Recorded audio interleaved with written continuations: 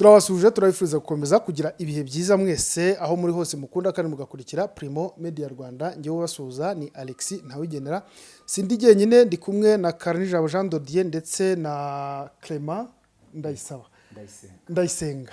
Mumeze mutese? Ni amahoro. Clement ameze ute? Meze neza. Tujye kuganira kubiri kuvugwa mu burasirazuba bwo hagati, ariko cyane cyane mu gihugu cya Iran. Tumaze kubona abayobozi bagera ku 9 bashobora no kwiyongera bamaze kugwa mu gitero Iran na Amerika ifatanyije na Israel bagabye ku Iran mu gitondo cyo ku itariki ya 28 z'ukwezi kwa kabiri. Aba bayobozi rero bamaze kugwamo ni Ayatollah Ali Khamenei, harimo Ali Shakani wari umujyanama mukuru n'umuyobozi w'ikirenga akaba n'umunyamabanga w'inama y'igihugu ishinzwe ingabo, hakabamo Muhammad Pakul akaba umugaba mukuru w'ingabo za Islamic Revolution Guard Corps, hakabamo Amir Nasiradze niba bivuze neza yari minisitiri w'ingabo, hakabamo Muhammad Shirazi yari umuyobozi w'ibiro bya gisirikare n'ubuyobozi by'umuyobozi w'ikirenga, hakabamo Saleh Assad cyangwa se Salah Assad akaba yari umuyobozi mukuru w'urwego rw'iperereza, hakabamo Hussein Jabel Amelaini umuyobozi wa SPDN cyangwa se ikigo gishinzwe ubushakashatsi ku ntwaro za nucleaire, hakabamo Reza Mazafari Nia akaba yari wahoze ari umuyobozi wa SPND nkuko twatumaze kubivuga haruguru, hakazamo rero n'uwigeze kuba perezida wa Iran kanija wamfasha yitwa Mahmoud Ahmadinejad, yabaye perezida wa Iran. Ubu ngubu yari asanzwe akora mu kigo gishinzwe guteza imbere ikorwa n'icurwa ry'ibitwaro kirimbuzi. Twabonye rero undi muyobozi wo muri Iran avuga ko Iran igiye kumena amaraso kubera ko ngo ibyemererwa n'itegeko ry'abasilamu cyane cyane abo mu bashia abo muri Shia ngo itegeko ryabo ribemerera kumena amaraso kubera ko bashojweho intambara. Kanija reka mpere kuri wowe, ni iki kigiye gukurikiraho nyuma y'ibi bitero bimaze guhitana abayobozi bakuru muri Iran? Nta kintu kigiye gukurikiraho, wenda abantu batekereze ko ngiye kuvugira mu gice cy'abafana cyangwa bumva ibintu kimwe nabo mu burengerazuba bw'isi cyangwa hehe. Ndi kuvuga umugambi w'igihe kirekire wateguwe wa Leta Zunze Ubumwe za Amerika, ni umugambi witwa Project New American Century. Uyu ni umugambi wari ugamije gusenya ibihugu 7 by'Abarabu byanze kujya ku mavi imbere ya Leta Zunze Ubumwe za Amerika n'uburengerazuba bw'isi. Abantu bakurikirana politike mu burasirazuba bwo hagati ariho hariya Iran iherereye bazareba ko aricyo gihugu cyari gisigaye gisa nkaho gihanganye n'ubutegetsi bwo mu burasirazuba bwo mu burengerazuba, ubwo n'ubutegetsi bwa Amerika n'abambari babwo bo mu Burayi n'ahandi. Abantu babyibuka uyu mugambi watangiye mu mwaka wa 2000, Project New American Century, ubwo Amerika yigabagaho igitero tariki 11 z'ukwa 9 mu 2001 cyitiriwe Osama bin Laden. Iyi nayo bavuga ko ari ishusho y'umuntu utarabayeho Osama. Ubwo nyine abakurikirana politike nuko bahita bagutwama bakana kugabaho ibitero, ariko ibyo ngibyo Amerika yarabikoze irangije itera Afghanistan, nuko itera ibihugu nka Iraq irabishwambaguza, itera Somalia, itera Syria, itera Libya murabyibuka, Sudan irayishwambaguzana. N'ubu igihugu cyari gisigaye gihagaze mu bihugu bitumva amahame n'amatwara yabo mu burengerazuba bikinatsimbaraye ku mahame ya kera ya Kisilamu, ni igihugu cyitwa Iran. Yego, nta kintu rero kigiye gukurikiraho, ikigiye gushwambagurika ni Iran, bikaba birarangiye ibihugu byitwa ko bitsimbaraye ku mahame y'Abarabu bigasigara bigengwa n'ubutegetsi bwa Leta Zunze Ubumwe za Amerika, ariko bazabinyuza mu muntu witwa Reza Pahlavi. Uyu nguyu ni umwami wa Shah wa nyuma cyangwa se umwami wa nyuma, ni umwana w'umwami Shah wa nyuma wa Iran. Uyu nguyu mu mpinduramatwara muri 79 ariyo yitirirwa bara ngo Revolutionary Guards, ingabo zishinzwe kurinda impinduramatwara mu 1979. Mu gihe uyu muhungu yategurirwaga kwima ingoma ya se, uyu Reza Pahlavi nyine nari mvuze yoherejwe kwiga gutwara indege z'intambara muri Amerika. nuko agezeyo haba impinduramatwara yakuyeho ubwami bw'uwo Pahlavi haza ingoma y'abahameneyi ahajyaho umuyobozi w'ikirenga ariko akaba ari umuyobozi wo mu rwego rw'idini, hanyuma Iran ikagira na perezida. Aribwo hatangiraga Ayatollah. Rero abangaba ubutegetsi bwabo buhiritswe. Wenda uyu Reza Pahlavi ugiye kuba perezida wa Iran turaza kugenda tumugarukaho gake gake. Nagira ngo gusa numvise abantu ko ikigiye kuba uyu muhungu yabaga muri Amerika, kandi kimwe mu byatumye Donald Trump atangaza ko atangije ibitero kuri Iran harimo no gukuraho ubutegetsi bwa Ayatollah. Kubera yuko kurwara ari ibintu bisanzwe, ubwo no gukira ubundi byakabaye ari bisanzwe, ariko hari igihe bigorana cyane kubera yuko iyo utaramenya ikigo cyitwa African Healing Helbo bishobora kukugora cyane kuba wakira indwara yavurwa igakira mu kanya gato. Ubwo rero noneho basa n'abafite promotion kandi idasanzwe ku bantu barwaye indwara za diabete, hypertension, hepatite, impyiko ndetse na prostate. Abo bantu byako kanya babakoraho rikaka. Abantu bagira uburibwe mu nda bushingiye ku moko y'inzoka kugera no kuri amibe, bene izo ndwara zose abahanga bazo nza ahantu bari ni muri African Healing Helbo. Bafite abaganga bakomoka muri Tanzania bazi kuvurisha neza ibimera n'imiti gakondo. Abangaba bakorera muri East Africa yose harimo n'u Rwanda. Bafite ubunararibonye mu kuvura bakoresheje imiti gakondo ikomoka ku bimera. Bashobora kuvura kandi abagore bakunda kugira ibibazo by'imyanya yabo y'ibanga, no kuvuga infection, imihango idakama n'ibindi. Bakavura n'abagabo bagira ubushake buke mu gutera akabariro, bakagira umwihariko mu kuvura abakeka yuko bahumanijwe, no kuvuga kurogwa. African Healing Helbo bahamagare kuri 0788 83 cyangwa akamenyetso ko guteranya 255 75 69 563. Nimero yo muri Tanzania. Ishami ryabo ryo mu Rwanda rikorera mu mujyi wa Kigali Kimisagara. Banafasha abantu bashaka kugabanya umubyibuho ukabije, obesite. Imiti yabo ikugeraho aho uri hose ku isi kubera ko bakorana na DHL.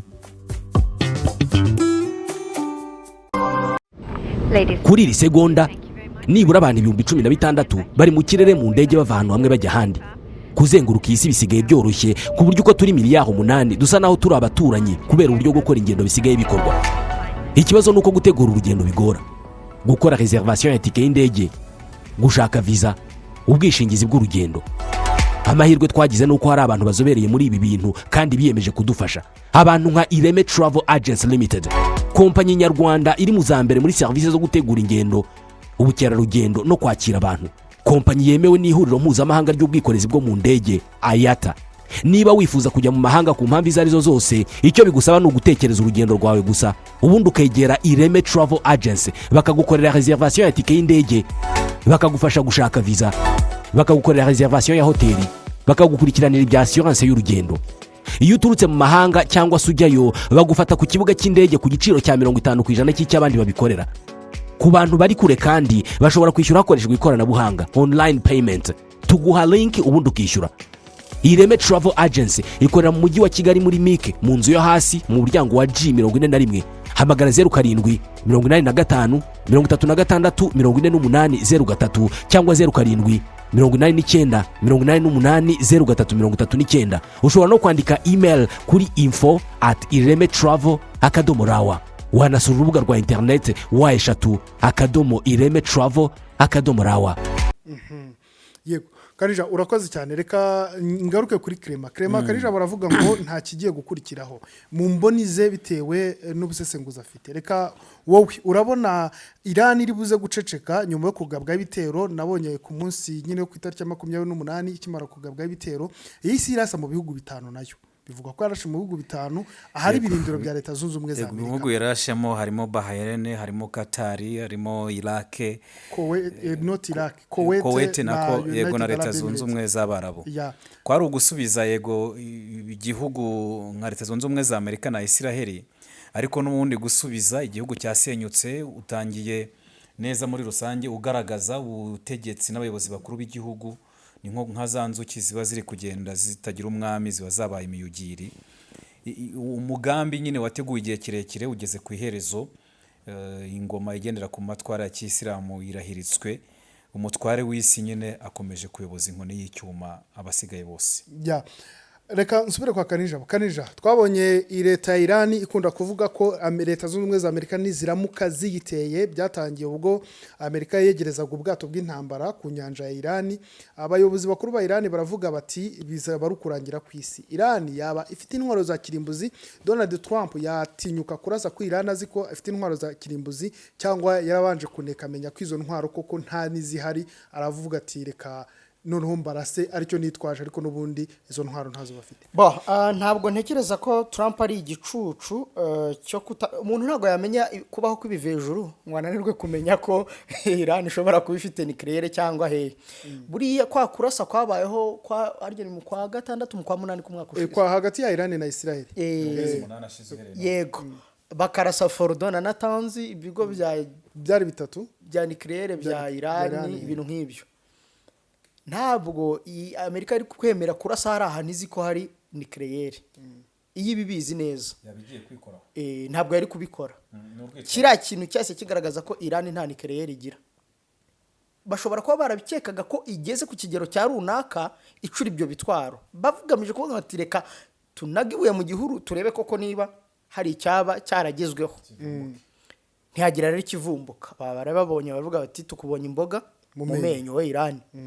Noneho baragenda barisuganya. Nkunda kubwira ko Trump ari we mutegetsi ku isi usigaye kubwira ngo Alexis nazi wawe nkatwara umugore wawe, ugahita utangira no guhunga, kuko arakubwira ati ntayo, arakubwira ati ngiye kwegereza ubwato hafi yawe, ati kandi ndabona ufite nzakurasa, ugakomeza. Nibyo ku itariki 19 ubwo yari itangizaga rwa rwego yise Board of Peace, nibwo yavuze ko isi ifite iminsi 10 yo kumenya niba Iran yemera gusinya amasezerano cyangwa hakoreshwa ingufu za gisirikare.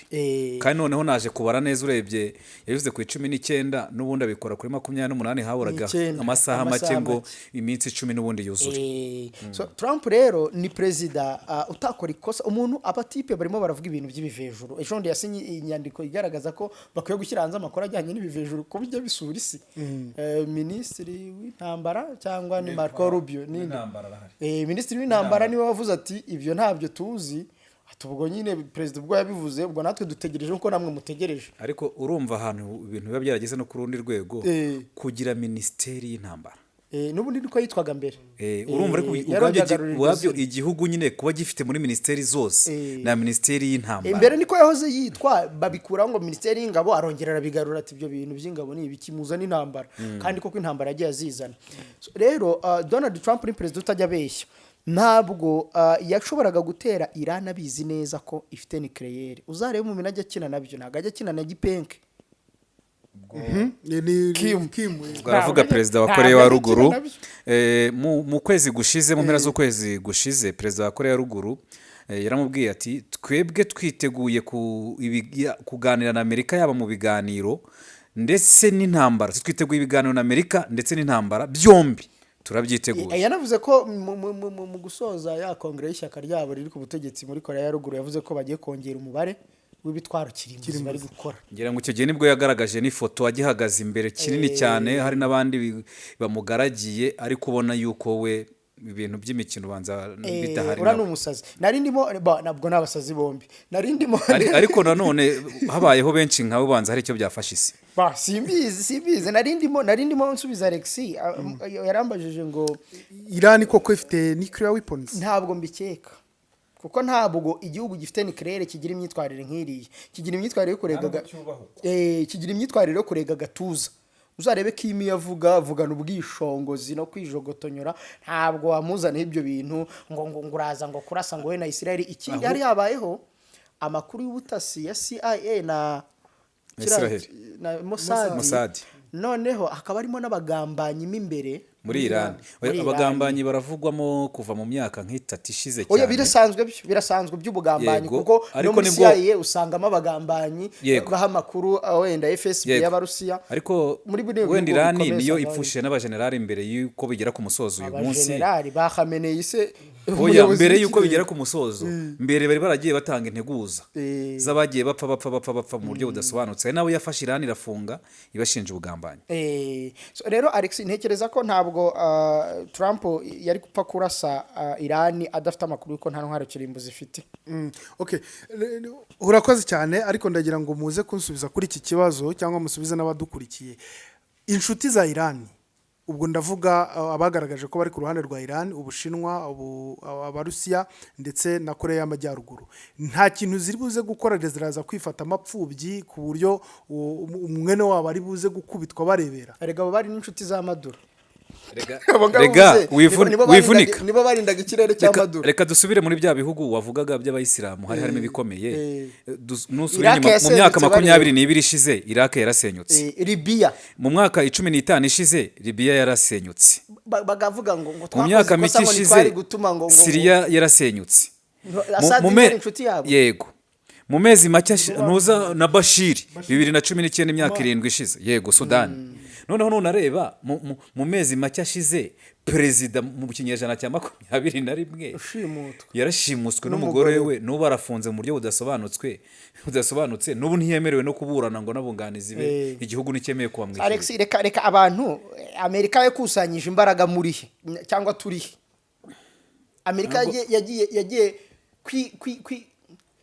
reba ejo ndi Trump akuye amafaranga mu mashami y'umuryango w'abibumbye atangiye kuzana ikindi kintu cyo gusimbura umuryango w'abibumbye wowe wasenyutse kuko umuryango baringa w'abibumbye n'ubundi ntiyamyubaho baringa ntiwigeze unabaho n'ubundi ariko n'ubu ngubu ni wo wari utunze n'ubundi witwa umuryango w'abagashaka buhake bawushinze abo mu burengerazuba na Amerika ko ntabwo baho mu nyungu rusange.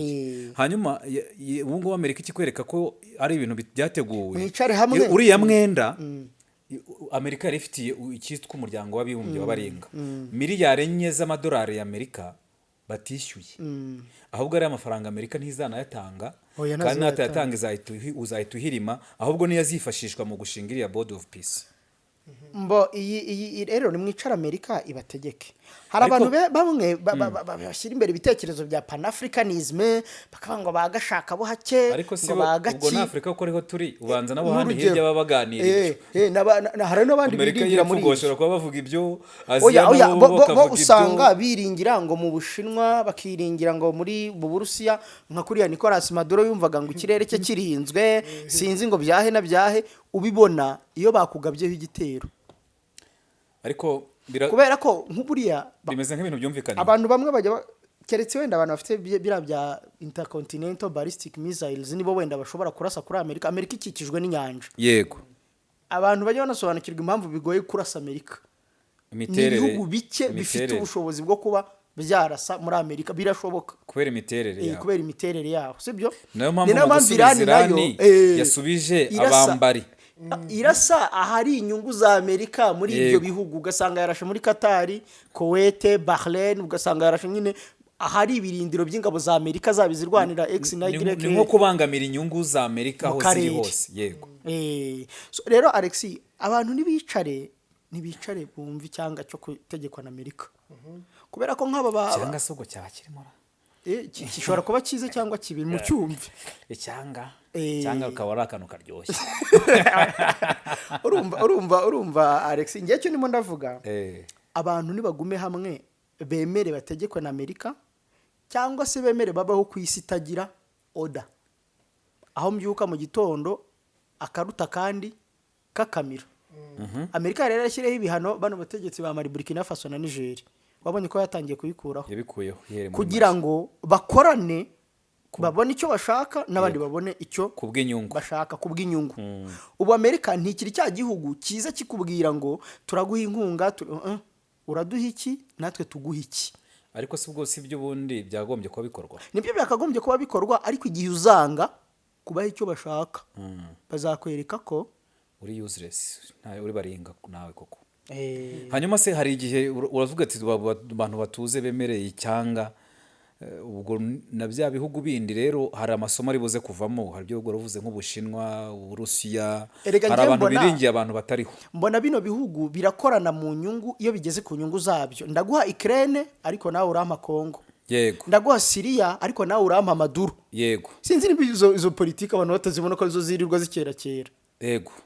Oya nibyo ku bantu bafite ubwenge barabibona benshi, ariko ikibazo dufite nuko bamwe nyine bagendera mu murongo w'ibyo bashaka kumva badashaka kumva ukuri. Yego nta kibazo uzarekeraho kubyumva ngo uri umupanafricaniste ngo uri iki. Amaherezo ntibizabura kukugeraho. Kanija, umutegetsi ushinzwe ububanyi n'amahanga wo muri Iran yavuze ko Iran itaza kwicara ngo ituze kuva Amerika yishe umuyobozi w'ikirenga wa Iran, ndetse hari n'abantu 108 bahitanwe n'igitero leta z'ubumwe za Amerika zagabye nanone muri Iran higanjemo abana. Ariko uragaruka ukambwira ngo Iran nta kiri buze gukora. Iran ishobora kutagikora muri leta zunze ubumwe direct ku nyubako cyangwa no ku bikorwa remezo byaho, ariko ikabikora kuri base militaire za leta zunze ubumwe za Amerika mu bihugu bituranye nka Bahrain na za Qatar. Koko Iran iraza kwicara birangirire mu magambo cyangwa n'abayobozi bandi basigaye batishwe, reka mvuge gutyo kuko abishwe nibo mbona bari bakomeye cyane kuruta abasigaye, baraza kubivuga nk'uko perezida wa Venezuela washyizweho na leta zunze ubumwe za Amerika bavuze ngo Nicolas Maduro aracyari perezida kandi bamaze kumutambikana. Erega Alexis, nanjye gukoresha terimi itanoze, ariko reka ne kuyikoresha, reka mbivuge mu buryo bworoshye. Unteye iwanjye urumva? Yego. Ukaza ukansenyera icyumba cy'inzu, sibyo? Aho uri kubyoroshya akakwica wowe kuko niwe mukuru w'urugo. Yego, ukanyica n'umugore n'abana n'umuryango. Hanyuma agasigara abaturanyi. Hanyuma abaturanyi bakajya ahantu ku isambu yawe, urumva? Bakajya ku isambu yawe wanyisha. Bagakura imyumbati. Ngo baramporeye. Donc uriza ukica Yatora, ukica Ahmadinejad, ukica minisitiri w'ingabo, warangiza abandi ngo barashe ngo ku bwato ngo bwa Amerika ngo buri muri Kigorbe ngo cyaba. What is that? Noneho ikindi ibyo biraza kumara iki, birakora iki kuri Amerika? Wavuga ngo Iran yarashe muri Amerika direct. Wavuga ngo Iran yakoze wenda nk'ibisa n'ibyo Amerika yakoze. Marco Rubio tumwumva ari mumva nkuko turi kumva Yatora. Cyangwa tukaba turi kuvuga ngo hari kuraswa muri Amerika nubwo hataratangazwa bagizweho ingaruka n'ibyo bitero. Erega abasivile nge nta nubwo bireba cyane. Abayobozi kuko niba bakoze mu kibo cyawe nawe ukora mu kibo cyabo. Wowe uri muravuga ngo uri gukora ngo ku bwato bwa Amerika ngo bwari ngo cyangwa warashe ku ishami ry'ububanyi n'amahanga rya Amerika ryitwa Qatar. Iryo ni ishami warasheho mu gihe abandi barashe imizi. Abantu bari kurasa imizi, wowe uri kurasa amashami. Icyo giti kizongera gishibuke cyane. Mu gihe cyaranduranywe n'imizi ntikizongera. No kuvuga ngo nanone biriya kuki ubundi gusubiza kwa nyako no gusubiza uwaguteye. Voilà. Uwaguteye ni leta zunze ubumwe za Amerika kuko ubundi Israel yo ntiba cyangwa ni Amerika Israel byo n'umuntu umwe. Bari abandi bose gusubiza kwa nyako. Ahmadinejad yizavuga ngo ni shitani ngo kandi nakana ka shitani. Amerika na Israel. Ntabwo ari kure y'ukuri. Hanyuma gusubiza kwa nyako no gusubiza Amerika mu buryo buri direct abantu babiri bari kurebana. Niba Iran na Amerika bari bane mu maso, niba ifite ubwo buryo bwo kurasayo koko niraseyo, niba koko ifite izo nshuti z'abaringa nazo zidahari nizifashe, wenda bitwaro kirimbuzi yoherezeyo nigira nabangahe yivugane ivuga iti ntago tutahiriya aho ubundi bindi byo ahubwo iri gupfusha ubusa ubushobozi. Ikijya gukurikiraho nakikubwiye barazana urare za Parlavi ejo bundi yadegeje n'ijambo ngo kubigaragambyaga babwira ati rwose mujye mu mihanda. Ibintu byateguye byaragaragaraga kuko umuntu ari mu ngiro muri Amerika. N'ijambo Trump yavuze ku wa 28 Gashyantare umunsi bagaba ibitero avuga ko ngo igitero cyagabwe ngo mu rwego rwo kurengera abaturage ba Amerika no gukuraho ubutegetsi bw'igitugu ngo bugize bute.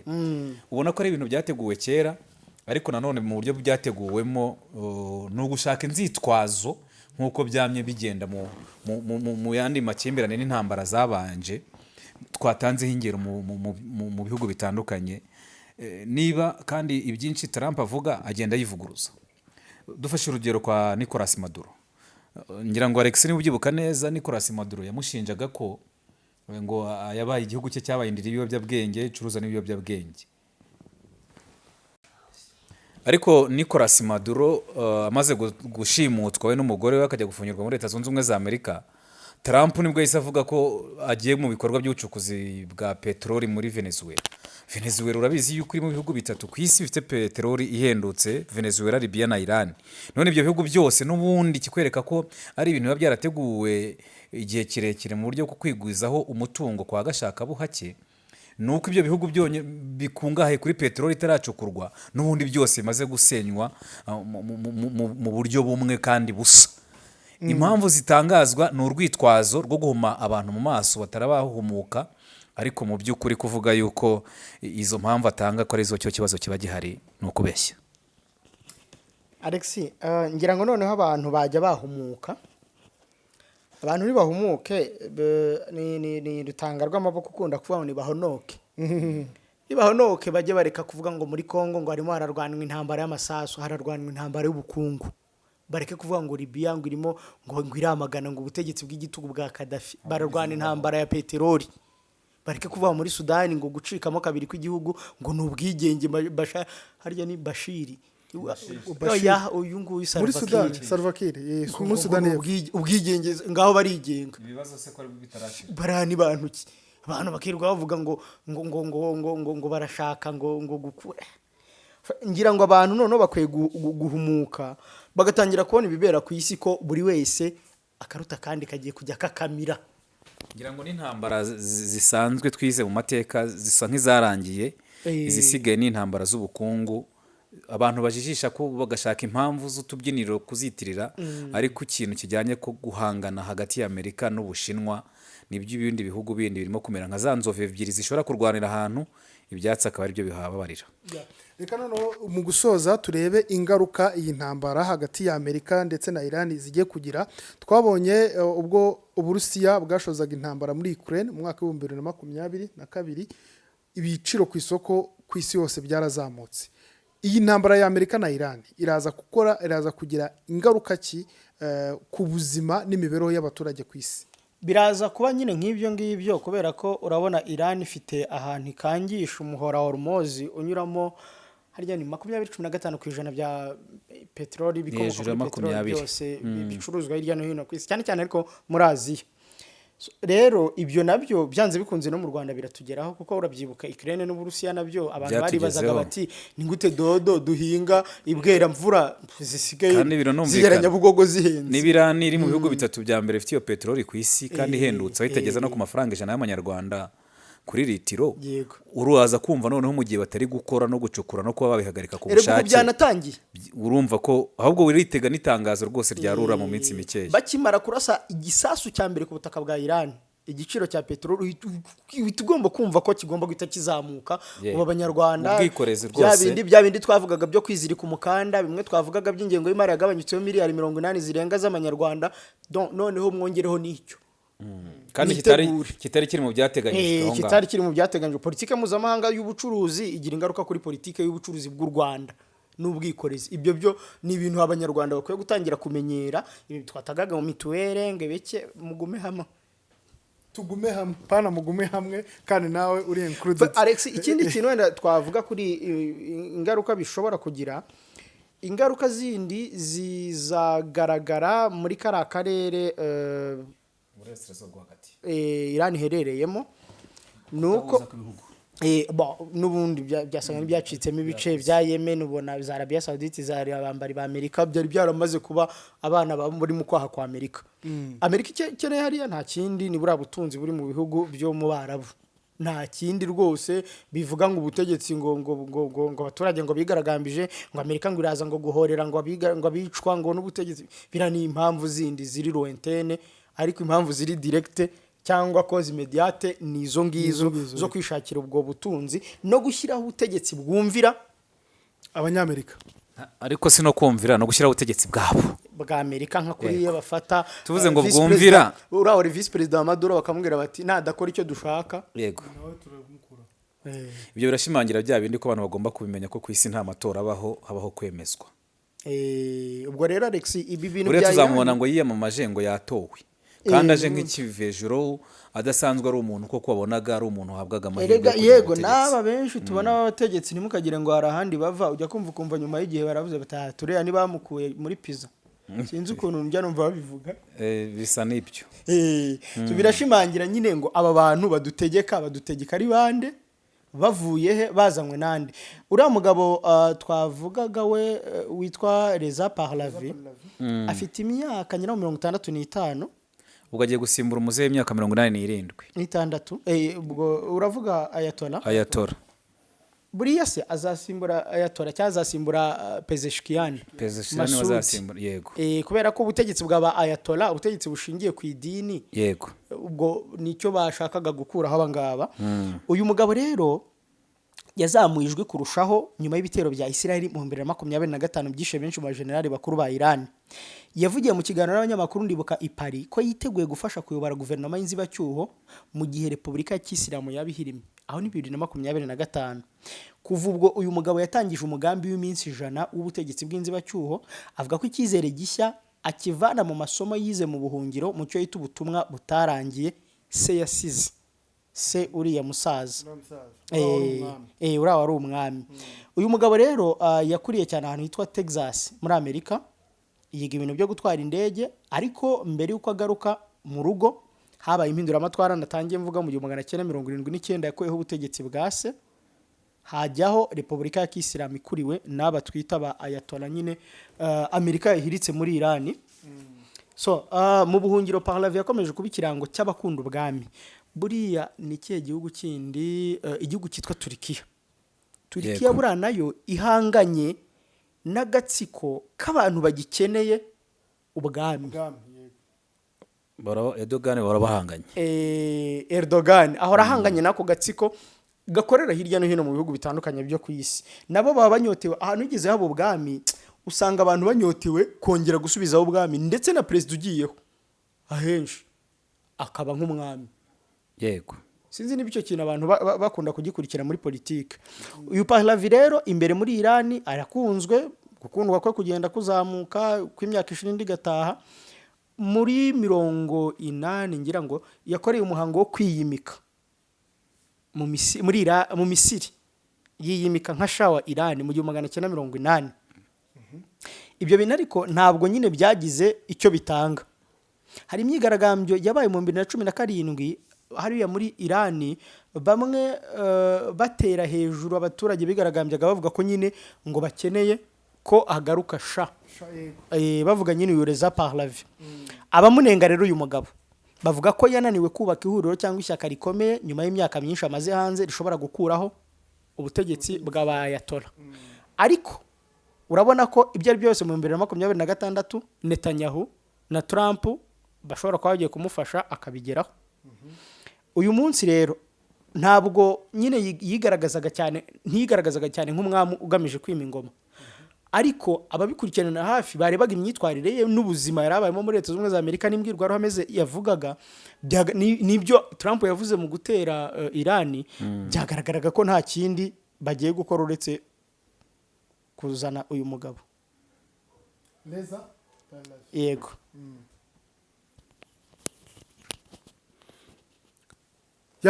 Kareja turi kugenda rero tugana ku musozo w'iki kiganiro sinzi niba hari icyo muvandimwe Clement afite cyo kutubwira hanyuma nawe rwose udusoreze niba hari icyo ufite cyo kutubwira nanone cyangwa gisutena cyangwa gishyigikira cyangwa gikomeza nyine ibi ngibi twaganiragaho ndetse n'ayo mateka ya Reza Pahlavi umaze kutubwira uko yavuye muri Iran uko ari gukora izo ari gutegurirwa kuba perezida cyangwa se nawe umuyobozi w'ikirenga wa Iran ntawamenye niba bazamunoma nka perezida cyangwa niba bazamunoma nka perezida w'ikirenga Clement ngira ngo nta gishyarega ku bintu nk'ibi biba byabaye ingero urebye ufatiye kwa Nicolas Maduro ku byabaye mu mpera z'umwaka ushize ukareba ku bibaye kuri Iran ubu ngubu urabona yuko ahasigaye no kuyoboka cyangwa gupfa ni ibintu bibiri ugomba guhitamo ku musozo Alex ngewe icyo navuga nuko Leta Zunze Ubumwe za Amerika zigiye kurushaho kwigaragaza nk'umwami uganje nyuma y'uko ibihugu nk'Ubushinwa n'Uburusiya abantu batekerezaga ko bifite nabyo ijambo muri politike y'isi bikomeje kurangwa na politiki yo guceceka, bikarangwa na politiki yigaragaza nk'aho ari inshuti zawe ariko ukabibona ari uko watewe. Nicolas Maduro bamubeshyaga ko bamurindiraga ikirere, amakuru akavuga ko abashinwa hari intwaro za fake bamuhaga zitwa ko ari iz'ubwirinzi bw'ikirere ariko zidakora ku buryo kuzipenetra bishoboka. Abandi bakavuga ko ubushinwa bushobora kuba bwaragambanye na Amerika bukabasha kwinjira mu kirere cya Nicolas Maduro, kuko urebye uburyo yikomangaga ku gatuza bwira Trump ati ngwino ndi hano shano ushaka uzumfate, ukareba n'uburyo operation yabaye yo kumufata. Ubwo ikindi twabwira abantu nuko harya iyi operation ntuzayise Israel yayise Roaring Lion, mutontomo w'intare. Iriya Amerika yitwa umujinya, niba ari ngugize ute. Oya, umwisi n'umwe n'ubundi. Oya, ku ruhande rumwe Amerika yabyise yego ariko ni Amerika na Iran na Israel byita ibindi, ariko byose waba wabyise n'umwe nuko abwira undi ngo genda uvuge ariko umwisi we na Amerika. Ubwo icyo navugaga nuko abantu bakwiye kwitega ko Amerika izajya yinjira mu bihugu byose ishaka, hanyuma igasigara itinya bya bindi byitwa ko bifite intwaro kirimbuzi.